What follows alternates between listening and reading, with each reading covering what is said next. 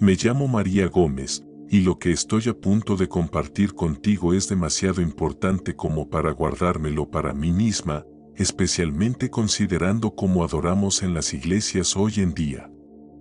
Soy una líder de adoración de 46 años de Denver, Colorado. Antes de mi experiencia cercana a la muerte, pensaba que estábamos haciendo todo bien. Pero Dios tuvo que literalmente detener mi corazón para abrir mis ojos a la verdad. Pero antes de empezar, dime desde dónde estás escuchando. Será lindo sentirnos más cerca, aunque estemos físicamente separados. Además, no olvides darle me gusta y comentar qué opinas sobre este testimonio de experiencia cercana a la muerte. Tengamos una conversación justa y abierta para que podamos aprender unos de otros en este canal. Disfruta la historia. Sucedió el 3 de marzo de 2023.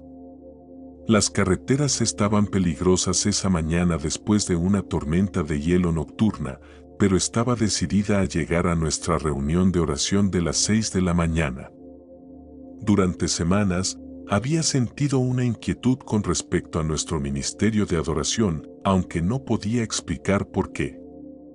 Mirando hacia atrás, creo que Dios ya estaba preparando mi corazón para lo que estaba a punto de mostrarme.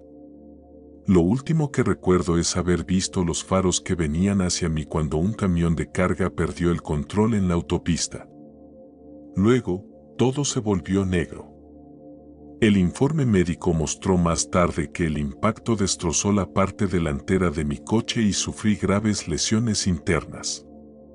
Mi corazón dejó de latir por 5 minutos y 10 segundos. Pero lo que parecieron solo unos minutos en la tierra fue un extenso viaje en el reino espiritual. Primero fui consciente de que flotaba sobre mi cuerpo.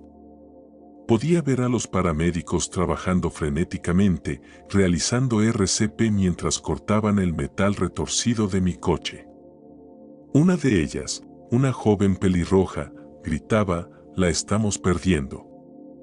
Pero, curiosamente, no sentí miedo. En cambio, me envolvió una paz abrumadora que desafía toda descripción. Luego vino la luz, pero no la luz fría y dura de los vehículos de emergencia abajo, sino una luz cálida y viva que parecía latir con amor y propósito. Mientras era atraída hacia ella, sentí una presencia a mi lado. Me giré y me encontré cara a cara con Jesucristo. Ninguna palabra en ningún idioma humano puede describir adecuadamente su apariencia. Sus ojos contenían la profundidad de la eternidad, pero irradiaban un amor tan personal que trajo lágrimas a mi espíritu.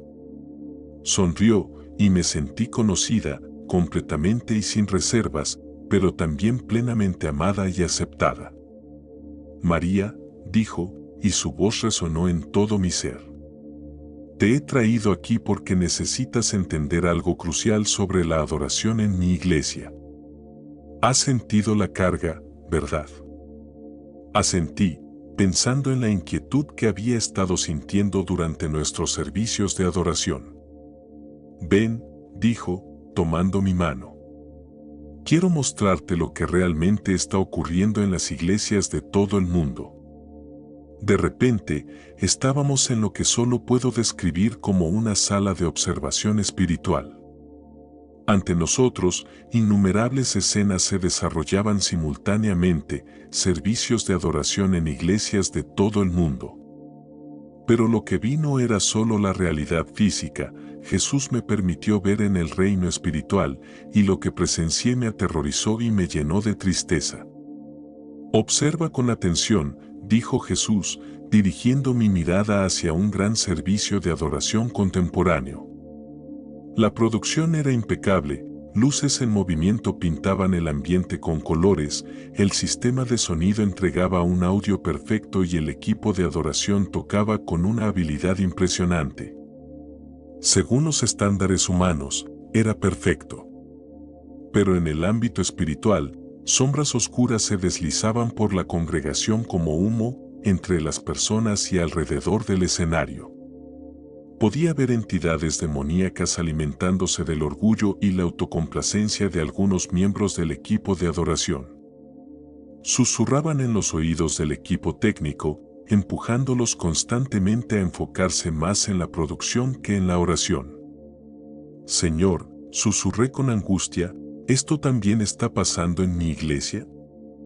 Observa más, dijo, y de repente estábamos viendo el servicio de adoración de mi propia iglesia del domingo anterior. Me vi a mí misma dirigiendo la adoración y mi corazón se hundió.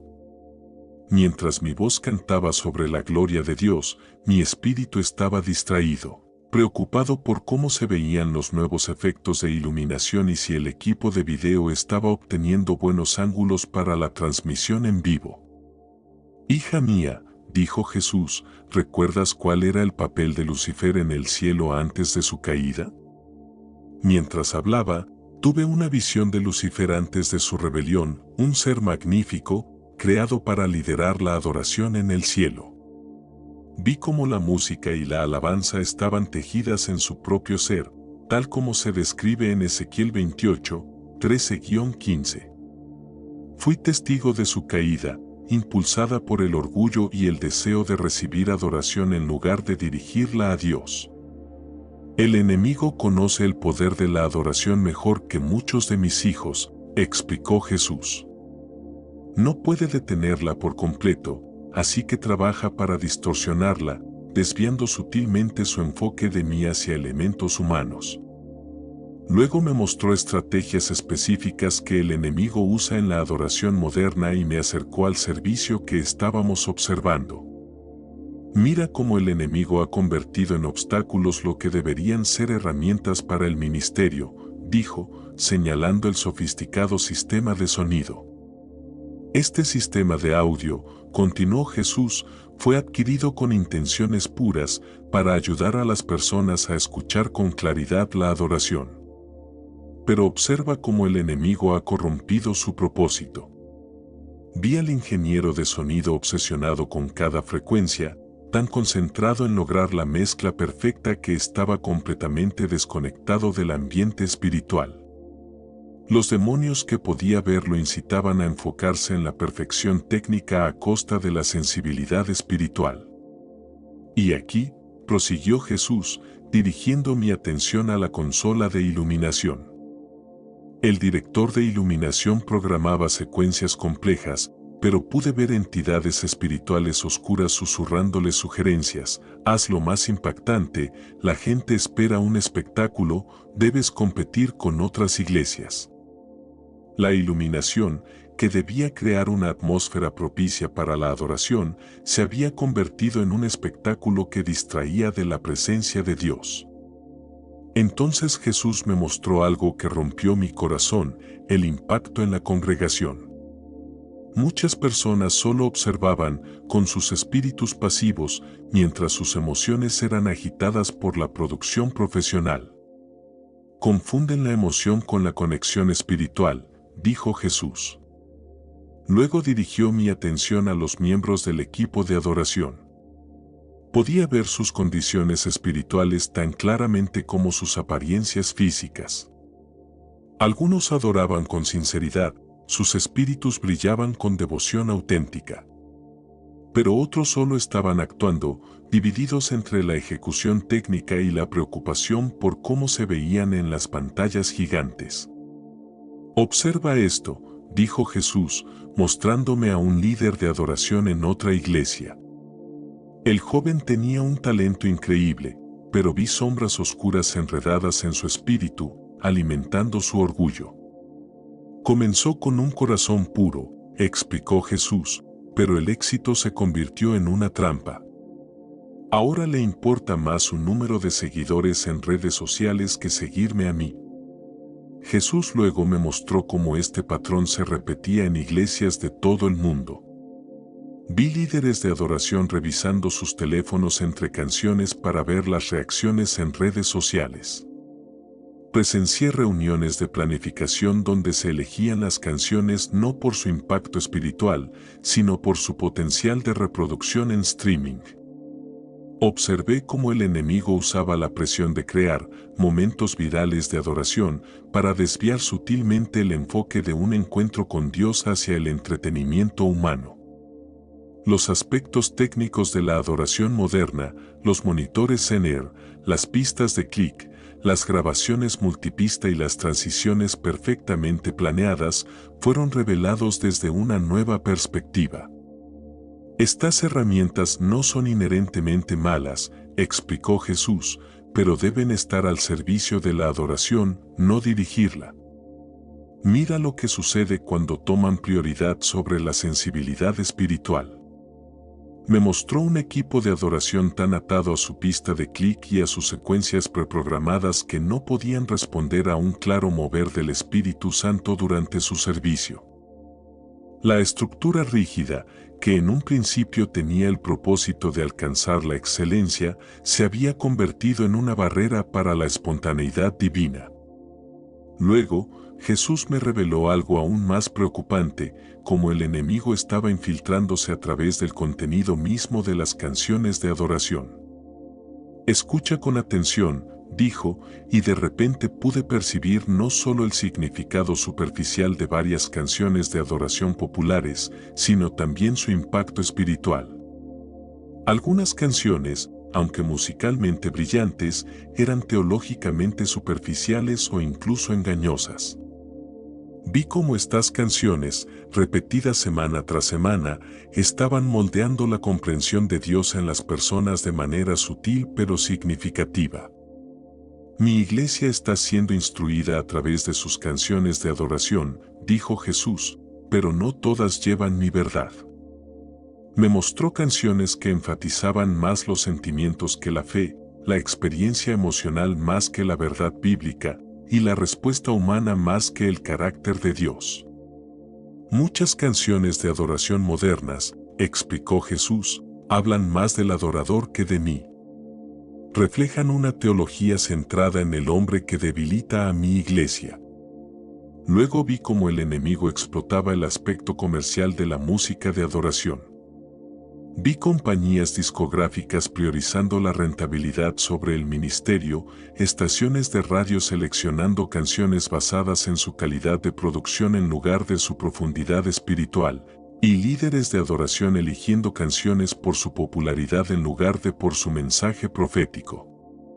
Pero mira aquí, dijo Jesús, dirigiendo mi atención a otra escena. Vi una iglesia pequeña con equipo de producción mínimo. Su sistema de sonido era básico, no tenían iluminación especial. Pero en el ámbito espiritual, su adoración era como una columna ardiente de luz que se elevaba hasta el cielo. Ángeles estaban presentes, uniéndose a su alabanza.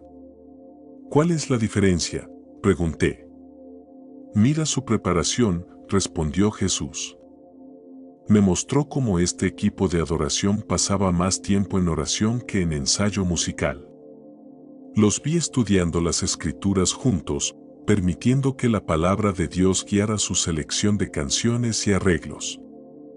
Su ejecución técnica no era perfecta, pero sus corazones estaban completamente entregados a la presencia de Dios.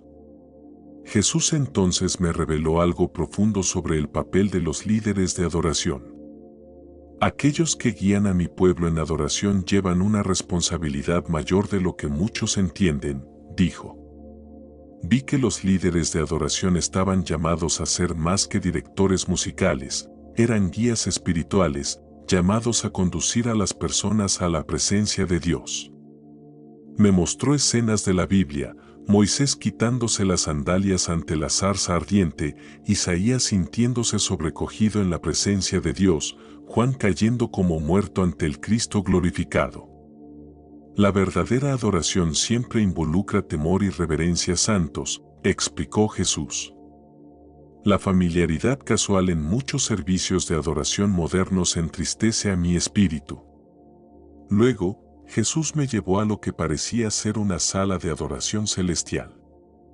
Los sonidos que escuché allí eran indescriptibles, una adoración pura, sin mancha de orgullo humano ni de espectáculo. Esto es lo que Satanás perdió, dijo Jesús. Por eso trabaja tan duro para corromper la adoración en la tierra. Sabe que la adoración genuina no solo me glorifica, sino que también transforma al adorador y libera mi poder. Vi cómo la adoración verdadera tenía el poder de romper cadenas de adicción, sanar heridas emocionales profundas y liberar a las personas de la opresión demoníaca. Pero este poder solo se manifestaba cuando la adoración se ofrecía en espíritu y en verdad, sin la contaminación del espectáculo o el orgullo. Mira lo que sucede cuando mi pueblo me adora con corazones puros, dijo Jesús. Vi escenas donde la adoración genuina estallaba espontáneamente en iglesias. Presencié milagros de sanidad, liberaciones y vidas transformadas, no a través de programas estructurados o producciones profesionales, sino por la pura presencia de Dios, atraída por una adoración auténtica. Jesús me reveló algunas señales clave de cuando la adoración ha sido infiltrada por el enemigo. Primero, cuando la planificación es tan rígida que no deja espacio para que el Espíritu Santo se mueva. Luego, cuando se dedica más tiempo a la preparación técnica que a la preparación espiritual. También cuando el compromiso en redes sociales se convierte en la medida de éxito de la adoración. Otra señal es cuando la selección de canciones se basa en la popularidad en lugar de en la dirección del Espíritu. Cuando la apariencia del equipo de adoración se vuelve más importante que su condición espiritual, es una gran advertencia. Cuando la congregación se convierte en espectadora en lugar de participante en la adoración, es claro que algo está mal. Cuando la oración se relega a un segundo plano en favor de más tiempo de ensayo, es un problema grave. Y por último, cuando se prioriza la excelencia técnica sobre la autenticidad espiritual, es una señal de que la influencia del enemigo se está infiltrando. Pero Jesús no solo me mostró los problemas, sino que también me reveló la solución. Me mostró cómo la adoración podía ser restaurada a su verdadero propósito. El primer paso es regresar a una preparación en oración profunda para los equipos de adoración. Luego, es esencial dar prioridad a la formación bíblica de los líderes de adoración. También es importante hacer espacio en los servicios para respuestas espontáneas del Espíritu. La selección de canciones debe basarse en su profundidad teológica y su impacto espiritual, no solo en su popularidad. La tecnología debe ser utilizada como una herramienta para potenciar la adoración, no para controlarla. Los equipos de adoración deben ser animados a cultivar una humildad genuina. La meta debe ser la participación activa, no la observación pasiva. Y, por supuesto, mantener una reverencia santa en la presencia de Dios es clave para restaurar la adoración en su forma más pura. Después de esto, Jesús me llevó a una comprensión más profunda de cómo los líderes de adoración deberían prepararse a sí mismos y a sus equipos. Observa atentamente, dijo, mostrándome cómo debería ser la verdadera preparación para el ministerio de adoración. Vi escenas de líderes de adoración en profunda oración antes de los servicios, no solo devocionales rápidos, sino una intercesión genuina. Mis verdaderos líderes de adoración son, antes que nada, intercesores, explicó Jesús. Ellos deben estar en la brecha entre el cielo y la tierra, discerniendo mi corazón y guiando a mi pueblo a mi presencia. Me mostró cómo deberían operar los equipos de adoración, revelándome tanto ejemplos positivos como negativos. En una escena, vi a un equipo de adoración reunido antes del servicio, pero en lugar de hacer una oración apresurada antes de la prueba de sonido, estaban pasando tiempo juntos en la presencia de Dios. Estaban estudiando las Escrituras, compartiendo lo que Dios les hablaba y orando los unos por los otros. Esta es la base, dijo Jesús. La excelencia técnica tiene su lugar, pero sin esta base espiritual, se convierte en un obstáculo en lugar de una ayuda. Luego me mostró cómo el enemigo había distorsionado el papel de los líderes de adoración en muchas iglesias. Vi líderes más preocupados por su imagen que por su impacto, más enfocados en su plataforma que en su propósito. Muchos de mis líderes de adoración se han convertido en artistas en lugar de sacerdotes, dijo Jesús. Han cambiado su llamado por una carrera. Fui testigo de cómo este cambio tenía efectos sutiles pero profundos en la iglesia. Cuando los líderes de adoración priorizaban el desempeño sobre la presencia, la congregación naturalmente hacía lo mismo, convirtiéndose en una audiencia en lugar de adoradores. Toda la cultura de la adoración comenzó a cambiar gradualmente de la participación a la observación.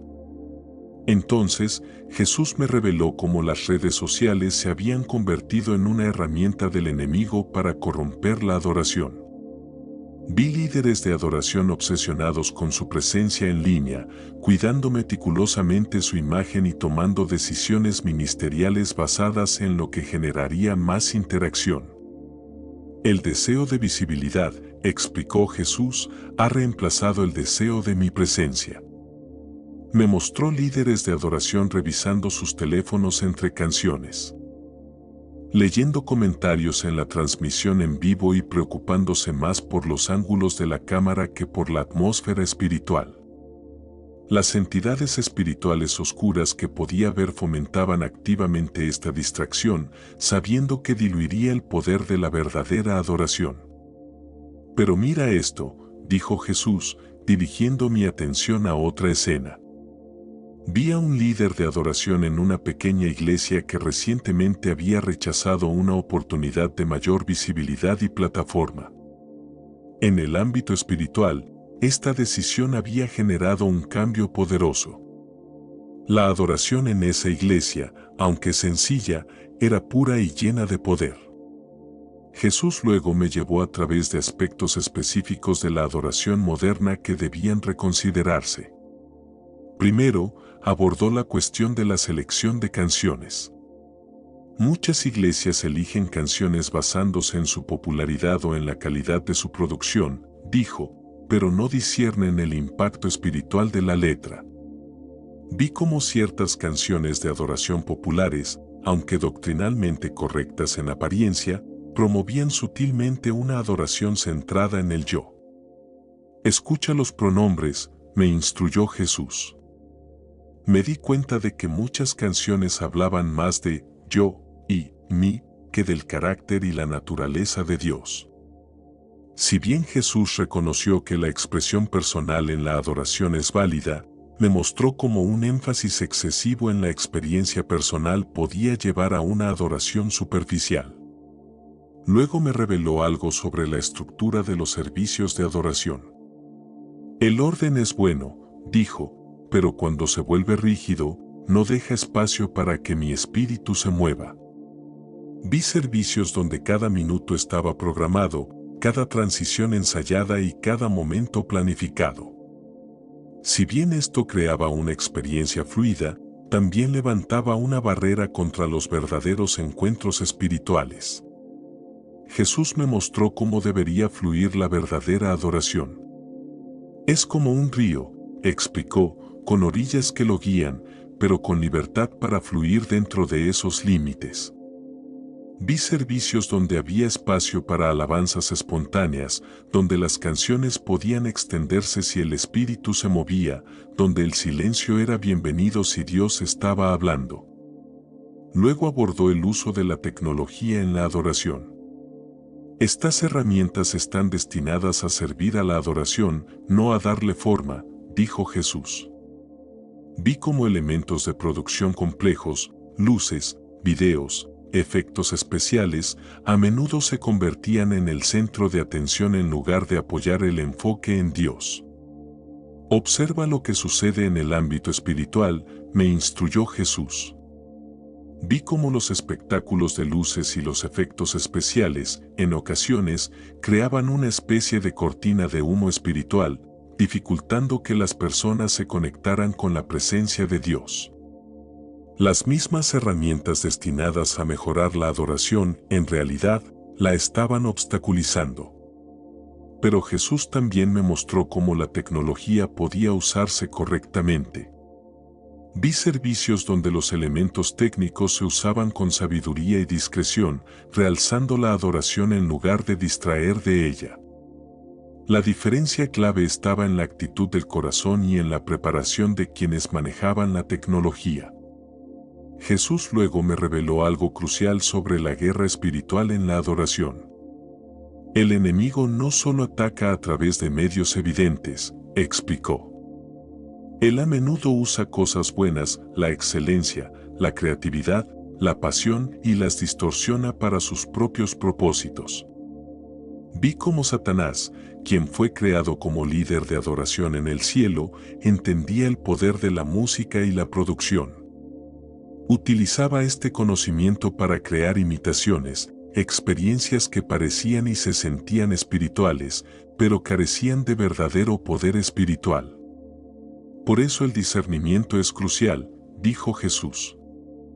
Me mostró cómo los líderes de adoración necesitaban desarrollar sensibilidad espiritual junto con sus habilidades musicales. Vi la importancia de poner a prueba todo, canciones, métodos, producciones a la luz de la verdad bíblica y la guía del Espíritu Santo. Luego, Jesús abordó el tema del comercio en la adoración. Vi cómo los aspectos comerciales de la música de adoración, la publicación, el streaming, la mercancía, habían generado una presión que afectaba las decisiones ministeriales y la composición de canciones.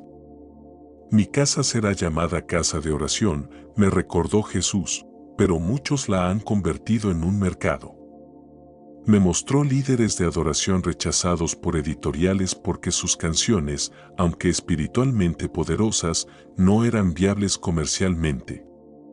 Vi cómo esta presión influía en las iglesias para elegir canciones basándose en su popularidad en lugar de su impacto espiritual.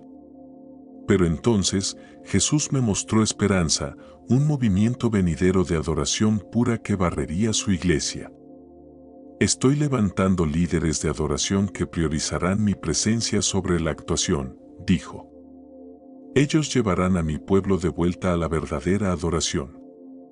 Vi destellos de este movimiento de adoración pura, iglesias de todos los tamaños dejando atrás producciones complejas en favor de encuentros auténticos con Dios. Líderes de adoración más preocupados por la oración que por la ejecución musical, congregaciones completamente entregadas a la adoración en lugar de solo observar.